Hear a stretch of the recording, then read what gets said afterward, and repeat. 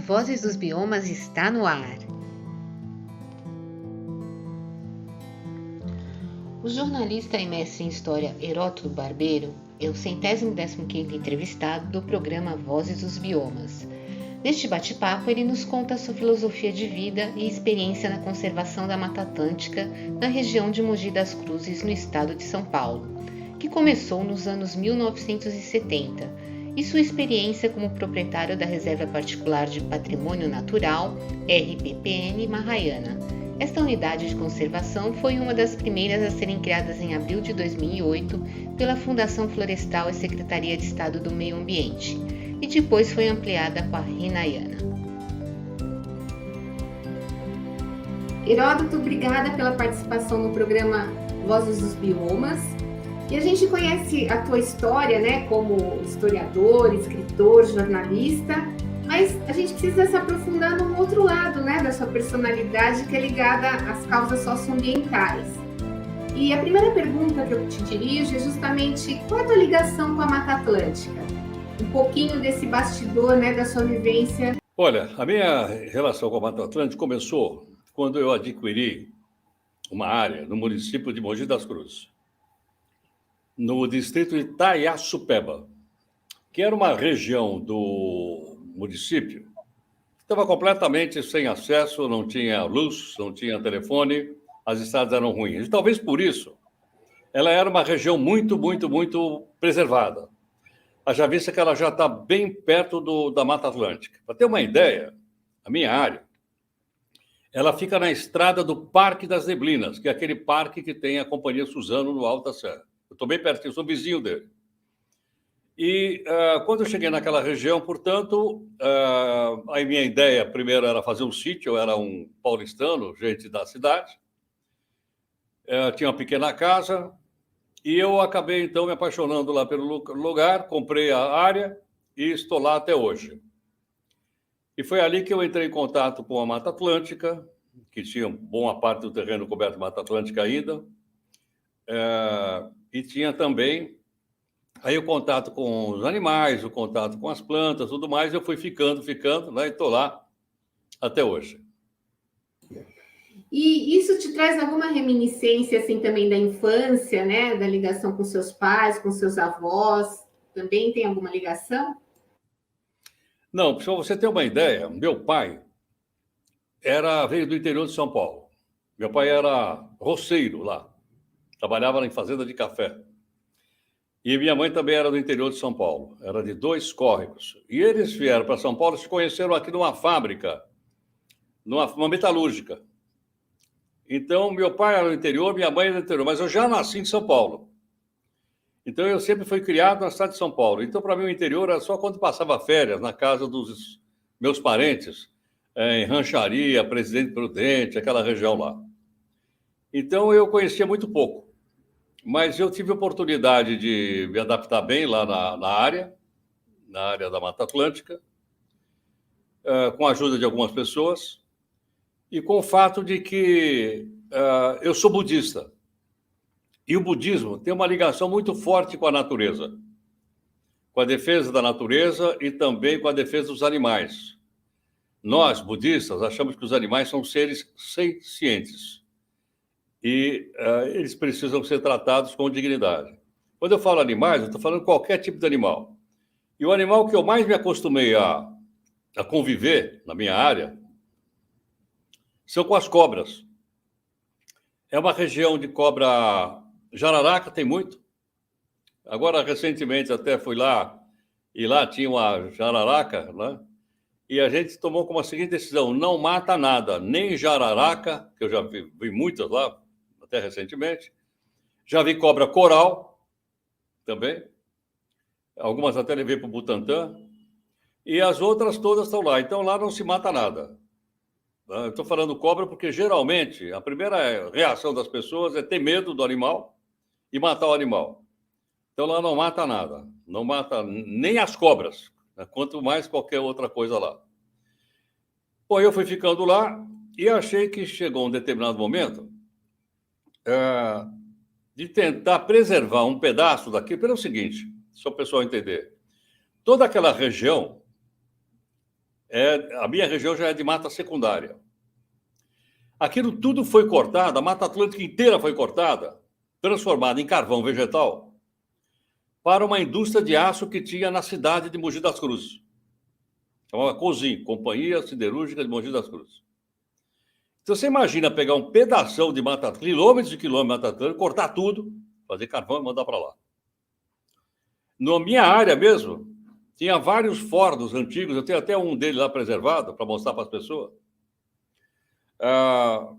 Como cortava. Então, um pedaço da minha área já era mata secundária, já estavam altas. E aquele pedaço surgiu a possibilidade, o governo de São Paulo abriu a possibilidade de você fazer uma preservação perpétua de um pedaço de terra, de mata.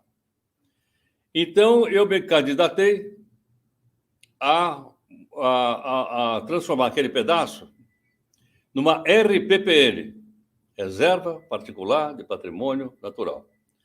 E dei o nome dela de Mahayana, que é o nome de uma escola do budismo. A reserva Mahayana é a primeira reserva do estado de São Paulo. Foi a primeira.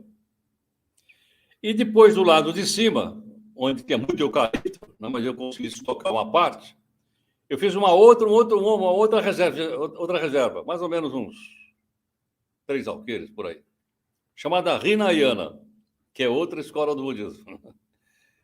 Então, ali eu andei participando, por exemplo, de eventos como tentativa de impedir a extinção da palmeira jussara, do palmito, de que mais? Do cambuci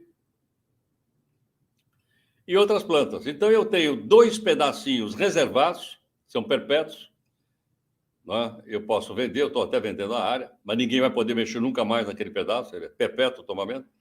E tenho a área ainda, uma parte de eucalipto, tem o lago, tem essa coisa toda. A área tem 24,2 hectares, 240 mil metros quadrados. Um sítio é grande, são 10 alqueires. Mas até estava conversando lá com o pessoal recentemente, qual era a coisa mais valiosa que nós tínhamos lá no sítio? A mina d'água. A minha mina d'água, desde que eu cheguei lá, nunca ela parou de produzir água. Ela está no meio da mata da Mahayana e ela chega nas casas lá embaixo por gravidade. Então, essa é a minha história nessa região com a Mata Atlântica. E, Heródoto, a gente sabe assim que até como jornalista, né, você cobre bastante a questão também da Amazônia, enfim, de outros biomas, não só da Mata Atlântica, né, a pressão, né, do desenvolvimento. Como é que você percebe assim a evolução? Olha, essa minha região do qual faço parte lá, é uma área de manancial. É ali que capta água para a zona leste de São Paulo, que moram 3 milhões de pessoas. Muito bem. Teve muita devastação? Teve. Teve loteamento clandestino? Teve. Teve invasão? Teve.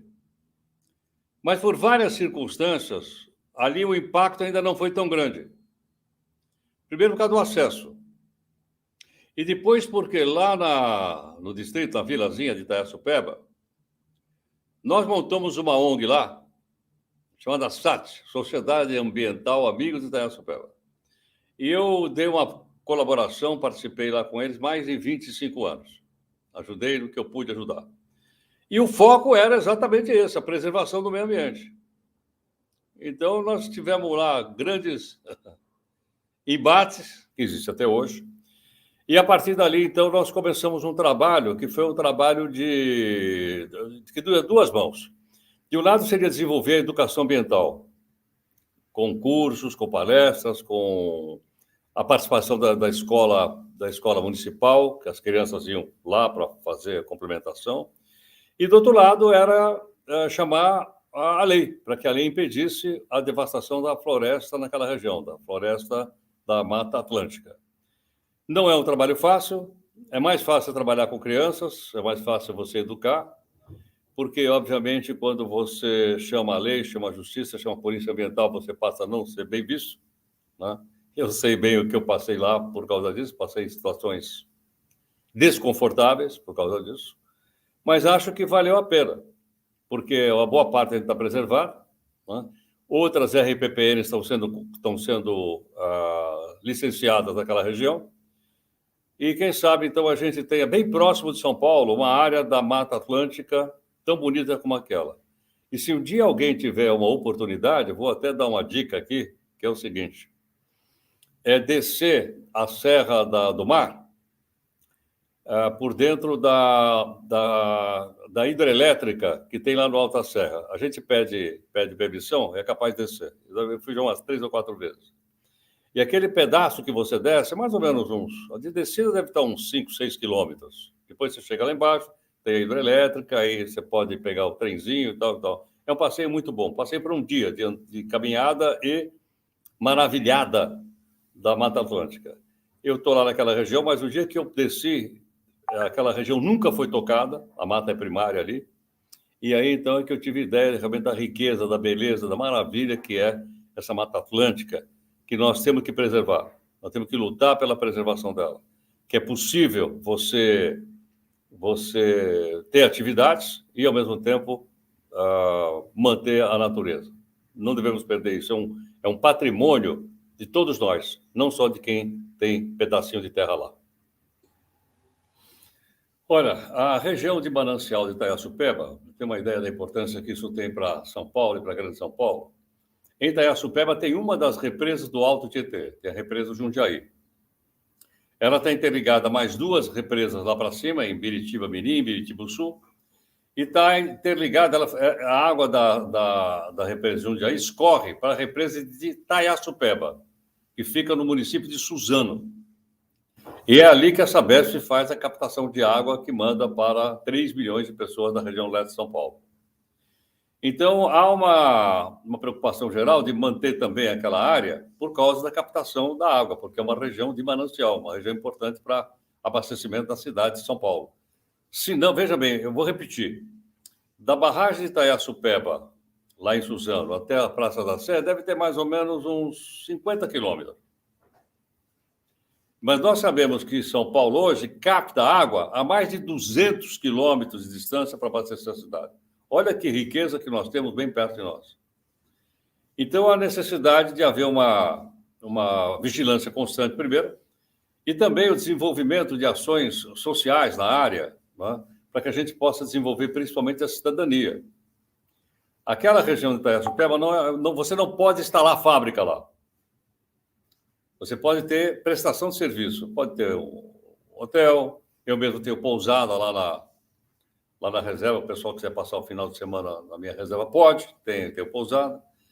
Então, é só prestação de serviço. E tem também alguma coisa de hortifruti granjeiro na região, né, que abastece São Paulo. Mas não pode ter fábrica, por exemplo. Já várias fábricas tentaram se instalar lá, e aí, na época, a Sociedade Ambiental Itaiaçupeba acionou as autoridades para que isso não acontecesse. Mas, logicamente, que isso provoca reações interessantes. Né? Você, mas como assim? Não vai deixar a fábrica? Nós precisamos de emprego, você é contra o emprego, é contra o progresso? É uma coisa dolorosa, não é fácil. E outro dia, até conversando com o Damião, que toma conta lá para mim, ele e a Jamília são ótimos, a gente se encontra sempre lá. Aí eu até perguntei assim, Damião, olhando aqui para esse pedaço nosso aqui, que nós estamos aqui, é um grande em relação aos demais, das alqueiras. Qual é a nossa principal riqueza aqui? Ele não teve dúvida de dizer. Nossa principal riqueza aqui, a coisa mais rica que nós temos aqui é a mina d'água. Então, ter uma mina d'água no seu terreno, como eu tenho lá, há mais de 40 anos, ela está no meio do mato. Né? Se você entrar no cadastro ambiental rural, você vai ver que ela tem mais de 50 metros de mata em volta dela. Aquilo é uma riqueza que você não acredita. Não só porque abastece tudo, essa mina abastece tudo, eu até disse aqui por gravidade, mas porque você tem uma água diferenciada. Não tem cloro, não tem nada na água. De vez em quando eu mando fazer análise. E a sobra da água ainda cai no tanque lá e vira piscina. Imagine, uma piscina com água natural. Então, essas coisas todas são coisas assim que agradam bastante, né? E mostram o retorno que a natureza dá para a gente, e muitas vezes a gente não sabe. Às vezes eu brinco lá, a gente tem um pequeno galinheiro lá no fundo, né? Jamile cria galinha, e algumas crianças vão lá e tal, fazer a aulinha ambiental, vem da cidade. Nunca tinham visto uma galinha ao vivo.